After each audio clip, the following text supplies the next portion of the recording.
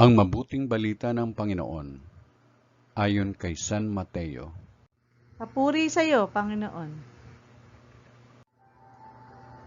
Ganito ang pagkapanganak kay Jesucristo. Si Maria ang kanyang ina at si Jose ay nakatakda ng pakasal. Ngunit bago sila nakasal, si Maria ay natagpuang nagdadalang tao. Ito'y sa pamamagitan ng Espiritu Santo. Isang taong matuwid itong si Jose na kanyang magiging asawa, ngunit ayaw niyang mapahiya si Maria, kaya ipinasya niyang hiwalayan ito ng lihim. Samantalang iniisip ni Jose ito, nagpakita sa kanyang panaginip ang isang anghel ng Panginoon.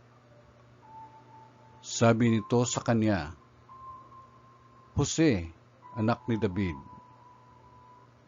huwag kang matakot na tuluyang pakasalan si Maria, sapagkat siya'y naglihi sa pamagitan ng Espiritu Santo. Manganganak siya ng isang lalaki at ito'y pangangalanan mong Jesus, sapagkat siya ang magliligtas sa kanyang bayan sa kanilang mga kasalanan." Nangyari ang lahat ng ito upang matupad ang sinabi ng Panginoon sa pamamagitan ng propeta.